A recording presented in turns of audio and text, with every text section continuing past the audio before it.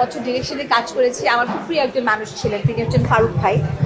উনি বাংলাদেশের খুবই একজন অসাধারণ একজন মেকআপ আর্টিস্ট ছিলেন। হ্যাঁ, তো এবার আমি যখন কাজ করতে গেছি তখন ফারুক ভাইয়ের পুত্র মিলনের সাথে কাজ করতে গিয়ে আমার অদ্ভুত একটা অন্যরকম ভালো লাগা কাজ করেছে। প্রত্যেকটা মুহূর্তে আমার মনে হতো ওকে আমি বোধহয় ফারুক ভাইয়ের সাথে কাজ করছি। এবং যেদিন আমাদের লুক টেস্ট ছিল সেদিন যখন মিলনের সাথে আমার দেখা হলো, সো মানে উই অলমোস্ট স্টার্টেড ক্রাইং। যে কারণ আসলে জানো মানে এই ইন্ডাস্ট্রিতে আমরা তো একটা লম্বা সময় পথ চলেছি বা চলছি। এখানে না আমাদের পরিবারের মানুষদের চাইতে না ইন্ডাস্ট্রির মানুষগুলো আমাদের অনেক আপন।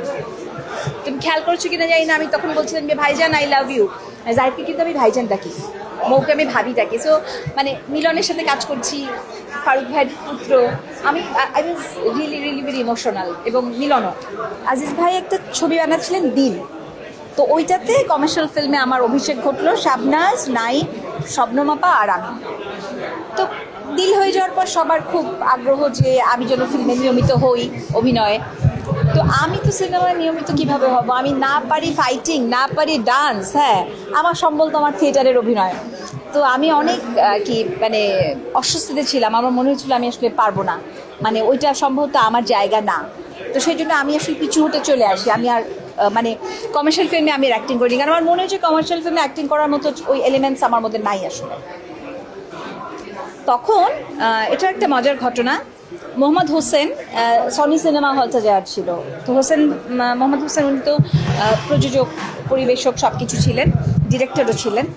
তো উনি একটা সিনেমা করেছিলেন, ওটার নাম সম্ভবত জনম জনম, যেখানে দ্বিতীয়াপা এবং শাবনাজ দুজনে কাজ করেছিলেন। তো হোসেন ভাই আমাকে এসে বললেন যে ভাই তুমি তো অভিনয় করবে না বলছো। আমি বললাম জি। বলছি যে তোমার গলাটা আমার ভারী মিষ্টি লেগেছে, তুমি একটা কাজ করো, তুমি শাবনাজের ডাবিংটা করো।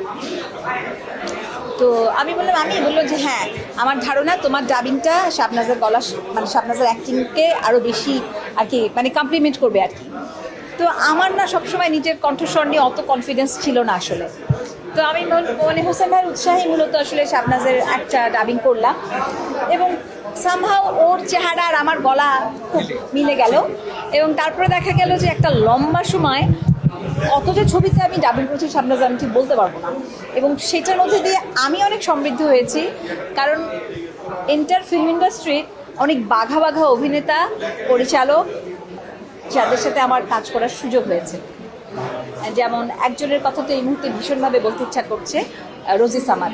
মানে ওনার মতো একজন মানুষের পাশে দাঁড়িয়ে আমি যখন ডাবিং করছিলাম আই ওয়াজ ফিলিং ওনাকে এইভাবে আমি সিনেমায় দেখে দেখে বড় হয়েছি।